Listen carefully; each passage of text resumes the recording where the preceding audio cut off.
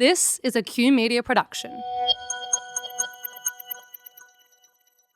Leading and navigating change across a business can be overwhelming. So many leaders are handed a project by their board or CEO, and suddenly they're expected to create the vision, inspire their team, navigate roadblocks, and make some really hard decisions. It can feel like you're swimming in the ocean at night, not knowing which way to go. So how is a leader supposed to know how to drive change? The challenge is, there's no course or dummy's guide to leading change. Until now. This is your crash course in leading change, and I'm your guide, Lauren Ryder. In this podcast, you'll learn from top C-suite and executive leaders who've driven impactful change across their organizations. No matter what project you're leading, maybe it's a sales transformation or a restructure or a digital transformation, either way, the approach to leading change is the same. It all starts with an inspirational leader, and that's you. Hi, and welcome back to the Leading Change podcast. We have another Q&A session for you today. And the theme of today's session is all about using models to make it easy to remember what you're supposed to do in difficult situations. So these are models that we teach in our courses or we employ when consulting with our clients. So with that, let's get into it. The first question we have is, what strategies can leaders employ to motivate their team during challenging times? Now, motivation is a really interesting topic, and there really are two types of motivation. We have intrinsic motivation and extrinsic motivation. So there was experiments done by a psychologist back in the 1970s. His name was Edward Deci, and he worked out that if you incentivize employees with money, they actually are demotivated. So that brings us to the question of the difference between intrinsic and extrinsic. So how do we get people to really want to be motivated? So there was some work done by Daniel Pink, and he wrote a book called Drive. And in that, he realized that there are three elements of intrinsic motivation. And you need all three of these working together in order for someone to be motivated. And there are some caveats around that. They need to be well paid and a good environment. So just some basics that we need in place before we can actually get this working. So let's dig into those three elements. So the three are autonomy, mastery, and purpose. So let's dig in. What is autonomy? So the people have a natural desire for self-direction. And when a workplace can support people to work autonomously, it gives them control over their own aspect of their work and tells them what they can work on and when they can do it. So if they're able to decide, then they're in a much better place to be able to work better. Managers who offer this autonomy support by asking for feedback and giving employees choices tend to have employees with higher job satisfaction and increased performance. The second aspect is mastery. Now, humans have an innate desire to improve and make progress on a regular basis. When we're learning new skills, it can seem frustrating initially, but what we actually have when we do get there is a newfound sense of motivation. So what we should do as leaders is assign tasks that are not too difficult, but also not too easy. Ones that can be accomplished by the employee with a little bit of extra work. And what that does is that allows employees to reach just a little bit of higher and foster a bit of improvement and learn new skills so that they do feel that they have new skills that they've gained that they can use. The third aspect is purpose. Now, purpose is around connecting someone to a cause that's greater than their own. We talk about in businesses having visions and missions and values, and these are the things that we want people to align to when they work with us. And when they wake up in the morning and they have a motivation to show up and to come to work and have purposeful work, they're actually going to want to come in and tackle those challenges and meet those goals. It really helps them to kind of get out of bed and get going without that reluctance. So how you can do that as an employer is actually link your team members, every single job and task that they do, link that to their values and your mission and your vision. Why does this even matter? Why do we need intrinsic motivation? In our current workforce, the way that we work, what we found out is that traditional carrot and stick methodology isn't exactly true. It's a nice simplistic way of looking at things, but really autonomy, mastery, and purpose are really more relevant because what they do is they foster a more productive and effective workforce. And what you have is improved job satisfaction across your entire workforce. Now, the question arises, what happens if this doesn't work? What happens if employees aren't actually intrinsically motivated when you've set up all three of those aspects for them? Or maybe they come hot and cold. One day they're really excited to do their job, and the next day they're not. I think at that stage, what we really need to do is put our empathy hat on with them. So we take them into a room, have a chat with them, and understand how they're thinking, how they're feeling, what actually motivates them. We need to ask them that question. As it turns out, some of them might not actually be the right fit for the role. It might be, for instance, the purpose is lacking because their values don't align with your business's. So we have to have all three in place, and it might be that one or two of those are lacking. So that's why perhaps you're not getting your motivated employees. Leading transformational change can be challenging without a community of like-minded professionals where you can learn and practice the real skills of transformation. I am excited to share that Jez Tile has just launched an incredible online global community of transformation professionals. And let me tell you, it is a game changer. It's called People of Transformation, and it's a deep dive beyond the theories, beyond the frameworks, and straight into actionable excellence. It will allow you to shift from problem seeking to opportunity creation and eventually future shaping. So if you're ready to lead the charge, head to peopleoftransformation.com and use the code LEADINGCHANGE at checkout for your special offer. Founding member spots are limited, so don't miss out on this incredible opportunity. During times of crisis, it is so important that leaders are more empathetic than normal because this helps the employees' well-being and to help people get through these times of change. And this can be anything from a layoff, or we could have restructures or transformation. Really, any type of change that's going on in the business could seem like a crisis for the employees. So how do we approach our employees with empathy? Now, there's a tool that we use, and we actually use it in design thinking. And I actually like to use this tool and align it when talking about leadership. So this tool is called an empathy map. And typically, when we're designing a piece of software, our user experience designers would have everybody in a room, and we have a matrix, and it looks at people and it says, asks them, what do you say? What do you think? What do you do? How do you feel? And each person, through the course of these engagements or interviews, will be able to have a matrix filled out about them or a user group. And we use that information to help design the system or make any changes that are required. So now if we take that empathy map as an example or as a model, we can actually take that and translate it to when we're having difficult times within our business. So what we want to do is take our empathy map and actually look at our thoughts and feelings of our team members and be able to look and see how they're behaving, and then we can actually approach it in a really empathetic, caring way.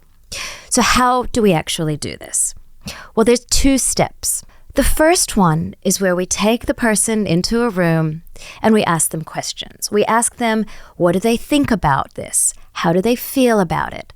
And we ask them probing questions so we really can better understand how they're feeling about the entire situation. The second part is a little more difficult. That's when we talk about seeing and doing. But we can only do that by observation. So this is when you observe your team, whether in a group environment or one-on-one. You look at their motivation and how they're performing. And you can take all of those four aspects now into account. And that's how you can design how you communicate and what you communicate to your team member. Let's take, for example, an employee who's anxious about their job security. So in that case, what we could do is talk about communicating really transparently about the future of their role and the business as a whole.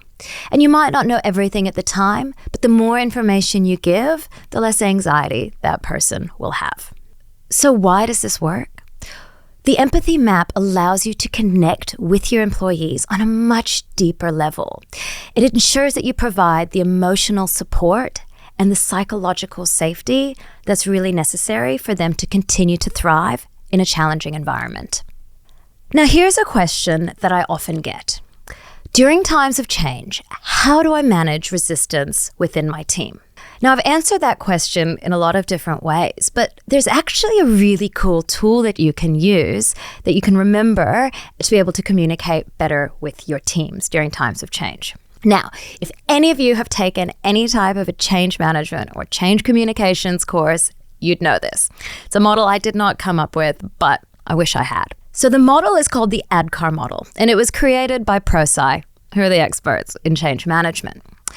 And what it does and why it works is that it takes people through a really clear way of understanding what the change is, why they'd want to be part of it, and then helps them, gives them the information and the knowledge so they can actually run with it, right? It's a very logical way of thinking. So why it's really cool is because it links to the way that your brain works anyway. So there's 5 steps, ADKAR.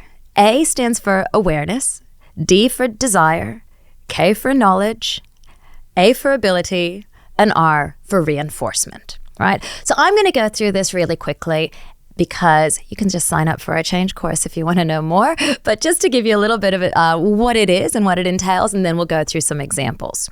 So the first one is awareness. And this one really is just raising awareness across your team about what's about to happen. So if we take an example about a new piece of software going into a business, we just want to let them know what it's happening and why it's happening. Pretty straightforward. The second piece, D, stands for desire. And this is notoriously the most difficult part of ADKAR because how do you get somebody to want to change? So this is where the message might change for some of your different stakeholders, but you talk about why it's going to make a difference in their life and why it's going to be better in the future. Next, we have knowledge.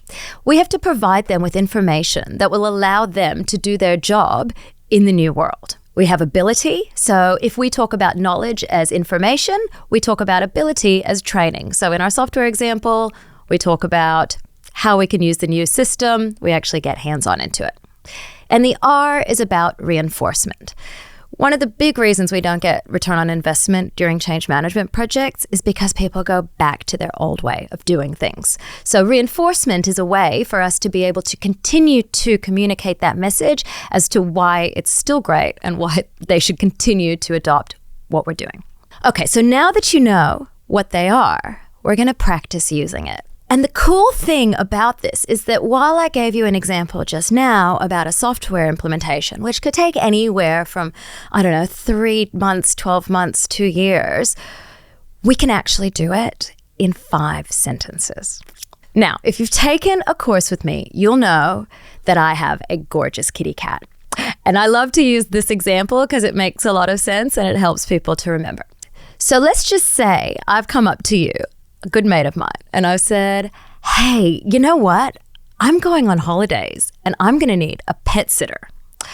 I know how much you love my little kitty cat, Luna, and I thought it'd be really cool for you to spend some time with her one-on-one. You just need to feed her twice a day and scoop out her litter box. I'll show you how to do it when you come over, and all the instructions will be on a piece of paper on the kitchen counter when you arrive. Okay, let's just break this down. We literally did ADKAR in 5 sentences. So, awareness. I'm going on holidays for a week and I need a pet sitter. Desire. I know how much you love the cat. Thought you want to spend some time with her. Knowledge. You can feed her twice a day, scoop some litter. Ability. I'll show you how to do it when you come. And reinforcement. All the information will be on a piece of paper. I mean, it's that simple, right? ADKAR in 5 sentences. So you can actually take people through this and practice using it so you understand how it works really simply. So when you use ADKAR, it will help you to communicate change more effectively, reduce resistance, and increase adoption of the change. As businesses grow, enterprise change teams are expected to deliver more. But it can be challenging to keep all your company's change planning aligned. Documents get lost or out of date, and executives can't get a clear report on your enterprise change activities. Until now. Change Plan is the incredible connected platform that gives you a powerful, easy-to-use workspace. You'll get all your reporting at a click, an automated front door process, an org chart synced in with your HR system, and the best part, there's portfolio dashboards for leaders. It is the most comprehensive and user-friendly change tool I have seen on the market, and the results speak for themselves. Teams who use Change Plan experience a 30% bump in productivity and up to 50% reduction in change saturation. If you want to see Change Plan in action, head over to changeplan.co/leadingchange to set up an obligation-free demo for your team. Now, I often get asked about emotional intelligence and what role that plays in leadership. Now, emotional intelligence is an absolutely essential trait for all leaders. And basically, at its core, it talks about being able to understand your own emotions as well as those of others. Having high emotional intelligence is crucial for any leader, for their success and the effectiveness of their team. Now, Daniel Goleman was an author and a scientist, and he actually popularized emotional intelligence. He wasn't the first person to come up with it, but he was the one who made it famous. And he came up with 5 key elements around emotional intelligence that are necessary for any person to become more emotionally intelligent. So let's dig into it. The first area that we talk about is self-awareness. Now, self-awareness is about knowing your emotions and its impact on others. So, how can we practice this? The first thing is around understanding your own strengths and weaknesses. Where are you good? Where do you need to work? That piece of self-awareness is really important so you know where you can go, how you can rely on your strengths and grow your weaknesses. The second piece that we look at is keeping a journal and practicing self-reflection. It really is important to have that time where you actually can reflect on your behaviors and your thoughts, and that will help you to become more self-aware. The final thing that we can do here is around slowing down and looking at your own emotions. It might seem a bit funny. I mean, most people don't take the time to do that. But if you have a strange emotion at a time, you're really angry, you're really sad, or you react to something that you wouldn't normally, you should take time and actually reflect, why did I do that? What was in me that made that happen? As you begin to gain control of those emotions, you'll become way more self-aware and on your way to being more emotionally intelligent.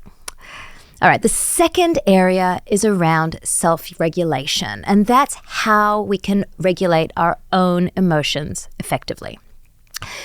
How can we do this? So there are some things that we can do when we're in difficult situations, like avoiding verbal attacks or not making rushed decisions or not compromising our values when we're in a certain situation where we might be not knowing exactly what we should be doing. In situations, we should also practice flexibility, but also personal accountability. So we need to be able to take on, if we've done something wrong or we've done something that maybe wasn't quite acceptable, we need to take that on and actually accept that responsibility for our actions. We also need to practice calmness. One great way of doing this to be able to self-regulate is deep breathing. And there are lots of different breathing techniques, such as box breathing. You can watch lots of different podcasts about all different ways to breathe in order to self-regulate. But it is the best way to calm down your nervous system so you can actually think better. The third area that we look at when we're talking about emotional intelligence is motivation. And this is really about your self-motivation when we talk about that intrinsic motivation and consistently working towards goals. So how do we do that? How do we intrinsically motivate ourselves? So one thing that we can do is maintain really high quality standards in everything that we do. When we deliver things that are top-notch, we'll feel better about that and want to do more. One of the other things you can do is reconnect as to why you actually chose your career in the first place. Why are you actually there in that seat? How did you get your job? You really can start to be motivated when you actually go back to the core of why you're there. And finally, what you can actually do is use a 5 whys technique. asking yourself questions as to why you're there and what you're working towards. These will energize you and actually help you to move forward. The fourth area is around empathy. And empathy is really about understanding others' perspectives when we talk about taking a walk in someone else's shoes. So what are some ways that we can build our own empathy? So what we can do is we can actually help to develop other people. We can provide them with constructive feedback and we can listen actively. They're all tech tools and techniques that we can actually learn about how other people operate to increase our empathy. It's also really important to show care and respect and loyalty when you're working with others. That will certainly help your empathy. And finally, what you can do is actually pay attention to other people's body language and their tone of voice and how they behave in other situations. And the more attuned you get to how other people react in situations, the more empathetic you'll be to them moving forward. The fifth area that we look at is around social skills. And this really talks about how we effectively communicate with others, how we're open to our feedback, and the enthusiasm that we show on a day-to-day basis. So what are some ways that we can improve our social skills? This can be like, how do we manage conflict appropriately? Maybe looking into some conflict resolution skills. We can look at setting our own examples around personal behavior. So if we want to commit to certain behaviors socially, we can actually commit to those and do them to show that we know exactly how to achieve that. And finally, one really great way to improve your social skills is to praise others, to appropriately tell people they've done an awesome job or they're doing really well. It not only makes them feel good, it'll also make you feel really good. Emotional intelligence really is a critical skill for all leaders. It helps them with their ability to connect with their team, with their customers, with their stakeholders, and also to lead effectively. Now, there is a follow-on question I get with that, and can we improve our emotional intelligence? The answer is absolutely. We can improve anything over time. And so if you practice all of these steps, what I've just shared with you, you can certainly improve your emotional intelligence.